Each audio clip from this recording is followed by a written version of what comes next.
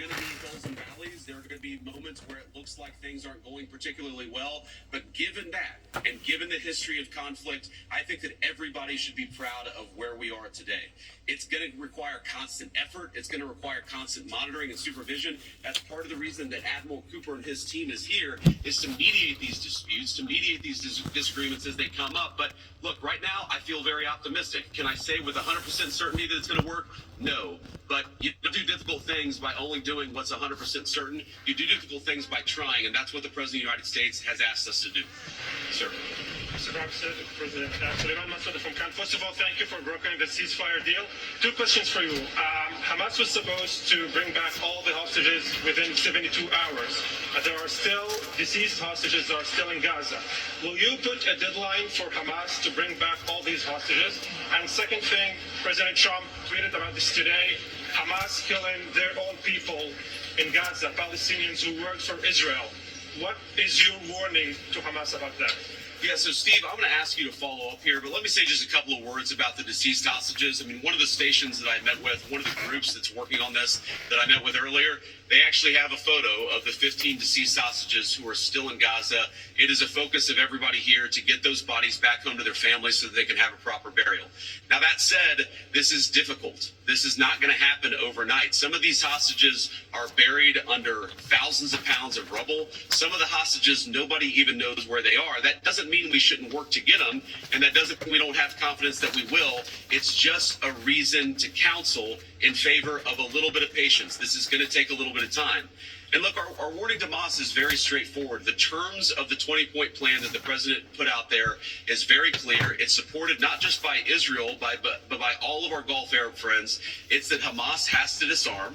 It's that Hamas has to actually behave itself, and that Hamas, while all the fighters can be given some sort of clemency, they're not going to be able to kill each other, and they're not going to be able to kill their fellow Palestinians. Now, again, that's going to take a little bit of time. We're talking about how to set up the security and humanitarian apparatus to put all this in place. But right now, where I stand, I feel confident that we're going to be in a place where this peace lasts, where it's durable. And if Hamas doesn't cooperate, then as the President of the United States has said, Hamas is going to be obliterated. Steve, do you want to add anything about the hostages? I think you said it, sir. Okay, great.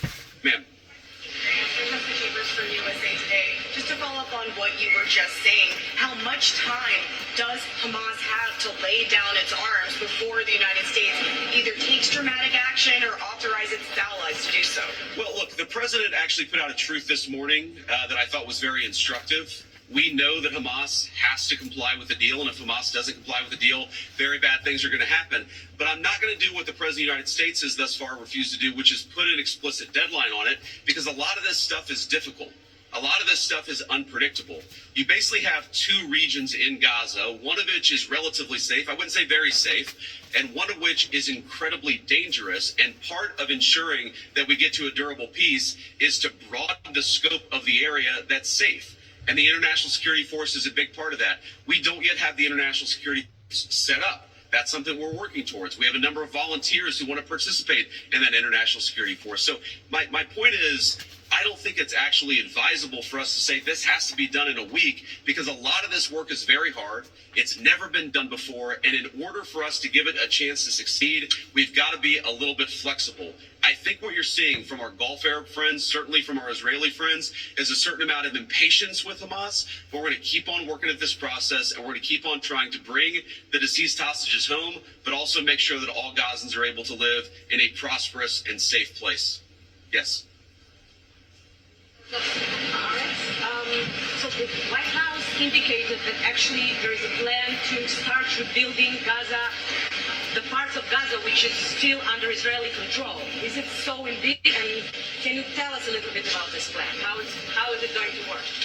Yeah, Jared, you want to say a few words about that? Great. So, first of all, no reconstruction aid, no reconstruction funds will be going into areas that Hamas still controls. And as far as the demilitarization goes, once the ISF is up, there needs to be a security force that they can feel safe from, that in order for it to be the transition to be complete. So that needs to happen. There are considerations happening now in the area that the IDF controls, as long as that can be secured to start the construction as a new Gaza, in order to give the Palestinians living in Gaza a place to go, a place to get jobs, a place to live. So that's one of the many many things being considered. Right now, again, there's been several work streams that have occurred over the last years. Those are all being synthesized and updated here at the center, and then they'll go before President Trump and the Board of Peace to get recommendations on what to build, how to phase it, but that's definitely something now that's being very strongly considered. Great. Sir? So much. Oh, sorry. Why don't we do the guy in the back, and then we'll do you in the blue jacket. Thank you.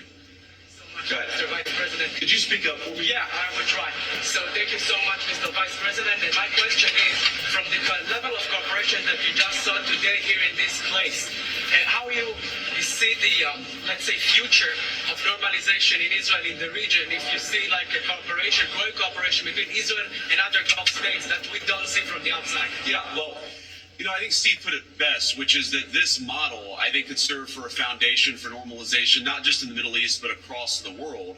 Because what we're taking, again, is a long-term, protracted conflict with two enemies who really don't like each other, and we're actually creating a model that can lead towards sustainable peace. Now, we know that a lot of our Gulf Arab friends would like to have normalized relations with Israel. We know that getting this peace on a sustainable pathway is sort of the critical first step of that. But look, I feel very optimistic about where we are. Knock on wood, you never know how this stuff is going to go.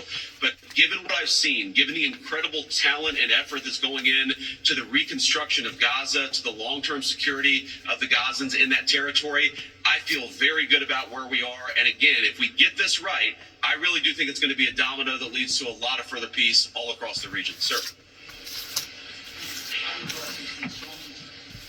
President Branson, firstly, the quick one is, did you come here because you thought Israel massively overreacted to the killing of its two soldiers? And secondly, following the reaction to this plan, do you now believe it is feasible to have a governance structure for Gaza that does not include strong Palestinian forces? Well, so on the first question, no.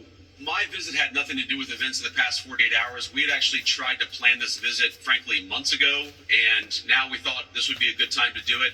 It ended up working out. As you know, sometimes calendars are difficult, especially when you're the Vice President of the United States. But I wanted to come. I wanted to check in on things. I wanted to, talk to the troops who are working very hard to coordinate this massive relief effort. And I wanted to just see how things are going and put some eyes on it so I could call the President of the United States and actually, it's one thing to read about it. It's one thing to talk with Jared and Steve on the phone about what's going on the ground. It's another thing to actually shake somebody's hand, to look them in the eye, and to understand what are the challenges, what are the things they need from me. I mean, I heard from relatively junior troops very simple things that would make their lives easier that I'm going to take back to Washington and hopefully help them with. That's why you do a visit like this, not because of anything that's happening on the ground. On your question about what is the ultimate, authority in Gaza look like, I don't know the answer to that question. And I think what's so cool, what's so amazing about what these guys have done is that we're creating a governance structure that is very flexible to what happens on the ground in the future. We need to reconstitute Gaza. We need to reconstruct Gaza. We need to make sure that both the Palestinians living in Gaza, but also the Israelis are able to live in some measure of security and stability. We're doing all those things simultaneously. And then I think once we've got to a point where both the Gazans and our Israeli friends can have some measure of security, then we'll worry about what the long-term governance of Gaza is. Let's focus on security, rebuilding, giving people some food and medicine. If we get to the point where we're arguing exactly what the governance structure in Gaza is long-term, then we should pat ourselves on the back. That's a very good problem to have, but I won't anticipate that problem before we actually have it. I'll take a couple more and then we'll get moving. Ma'am.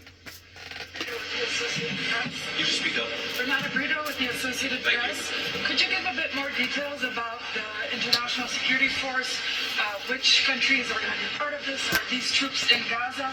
And also about the disarmament plan or decommission plan. Are there incentives for Hamas to do that in a timely fashion? Any details? The incentives are that unless Hamas disarms in accordance with the agreement, very bad things are going to happen, right? And also the incentive is that if they disarm, there is a better future for everybody on the other side of it. But in terms of the International Security Force, Steve and Jared, Admiral Cooper, are working on that very issue right now. Remember, this peace deal was struck under the president's leadership literally a week ago. The hostages were returned, 6 days ago, 5 days ago? So we're in the phase now where we're actually starting to conceptualize what that international security force would look like. I think it's important for Americans to know a couple of things. Number one, there are not going to be American boots on the ground in Gaza. The President of the United States has made that very clear. All of our military leadership has made that very clear. What we can do is provide some useful coordination. How do you take, the Gulf Arab states, plus Israel, plus plus the Turks, plus the Indonesians? How do you actually get those folks to work together in a way that actually produces long-term peace? The only real mediators are the United States of America. And so that's the role that we're going to play. I think the American people should be proud of it. They should know that there are going to be no American boots on the ground in Gaza. Sir, in the back. I'd like to ask about a different threat. We see Iran rearming again, trying to build again their nuclear weapon. Could we expect in Israel to see the U.S. Army attacking again in Iran? Could you ask the very last part? Could we expect the U.S. Army to attack again in Iran like you did in the last time in Fordham? Well, I'm not going to make any announcements here today. The President of the United States has been very clear about our policy with regards to Iran. It's that he actually wants Iran to be prosperous. He wants to have good relations with the Iranians, but they cannot have a nuclear weapon. And so we're going to keep on using and exhausting every diplomatic means possible to try to ensure that Iran does not have a nuclear weapon. That's our focus, and that will remain our focus for the indefinite future. Let me just leave us with one final thought here. So I've been to Israel once in my entire life. I came for about 36 hours, and as a Christian, I think the world's Christians will know that this country, that this region of the world means a great deal to me. And at some point today, I hope to go, or at some point in the next couple of days, I should say, I hope to go to the Church of the Holy Sepulchre, which Christians believe is the site that Jesus Christ was crucified in. And I know that Christians have many titles for Jesus Christ, and one of them is the Prince of Peace. And I'd ask all people of faith, in particular my fellow Christians, to pray that the Prince of Peace can continue to work a miracle in this region of the world. I think that we have made incredible strides over the past week. We're going to have to make a lot more, but I think with your prayers, with God's providence, and with a very good team behind me, I think we're going to get it done. Thank you all. Take care. That was Vice President J.D. Vance, flanked by the top White House special envoy, Steve Witkoff, and of course, Jared Kushner, the president's son-in-law, and also someone who has worked for many years on issues related to the Middle East, specifically during President Trump's first term. MSNBC White House correspondent Akayla Gardner is still standing by with us. Democratic Congressman from Texas, Joaquin Castro, also joins me here on set. He serves on the House Intel and Foreign Affairs committees, making him perfectly primed for this moment, although it's not what we plan to talk about. Akayla, first to you. I heard from the vice president there striking a very confident tone, optimism around the ceasefire, despite the fact that it has been under strain in recent days and weeks. But I heard him say there that they are focused on the future. Another note that I took down was that he refused to put an explicit deadline on the question of how long Hamas will have to return the remains of deceased Israeli hostages. This is one of the sticking points, of course, for the Israelis here. What else stood out to you, Akayla, as you were listening to the vice president there? Yeah, Allie, I heard a lot of the same. This tough talk that we heard from the vice president, that has really been his style. He's been somewhat of a bulldog for the president and this administration. He said all parties involved have reasons to point fingers at each other, but he wants, as you said, everyone to focus on the future. He said that's going to involve constant monitoring, and he spoke about the center that the U.S. is standing up there to oversee this deal. And he plainly laid out that a lot of these hostages are buried under rubble. We should note that that was known before this hostage and prisoner exchange deal was struck, that not all of the remains would be returned. That is something that Vice President himself telegraphed, I recall, on a Sunday show the day before this deal. Yeah. And you also have this point of tension with Israel, that they need to be surging humanitarian aid into Palestine. There's questions about whether Israel is doing everything they can to do that. But the vice president has said in the past, when it comes to Hamas, that there are these different factions within this designated terrorist group by the U.S. and, frankly, most of the Western world. And they aren't sure whether the violations that we've seen has been something that was authorized by Hamas leadership. Hamas leadership says that they are not involved. But he also reiterated some of the president's threats. He said that there will be bad things, quote, that happen if Hamas does not agree to their side of the deal. So a lot of tough talk from the vice president today. Yeah, tough talk, optimistic talk. And I think the White House is really leaning on that idea of different factions within Hamas to blame the violence that could be a potential violation in this ceasefire on those factions and not Hamas leadership. That's, I think, a key point here that we heard the vice president reiterate, especially when he talked about warning Hamas that they must, in his words, disarm, behave, and not kill the Palestinian people. Kayla Gardner is setting the scene for us as we dig in with Congressman Castro here. Thank you. So, Congressman, I was specifically struck, I think, by the way that the vice president both did put an explicit deadline on the return of the Israeli hostages' remains.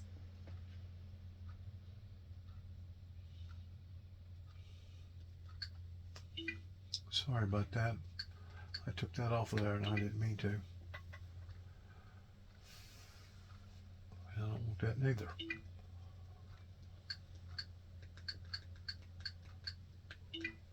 What to do here. But I'm glad that they use the leverage of the American government to reach a ceasefire agreement. Unfortunately, that ceasefire agreement has been broken now. And so I hope that the visit by J.D. Vance will get us back on track. So you see this as broken? I just want to establish. I think it's clear from all the reporting and what we've seen that unfortunately the ceasefire agreement has been broken. Now we're still in the early days of it, so I hope that his presence there, that the negotiations will get it back on track, that people will stop dying. I need to ask a question here on Google here, please. Has the original peace agreement been broken pertaining to Israel in the past 72 hours?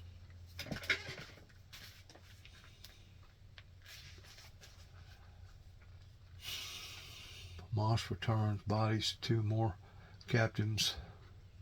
Recent events show that current crossfire agreement in Gaza has forced numerous virtuals from both sides past 72 hours, though it has not been fully collapsed. Pakistani officials and Hamas have accused Israel of dozens of violations, while Israel has accused Hamas of delaying the return of the hostages' bodies.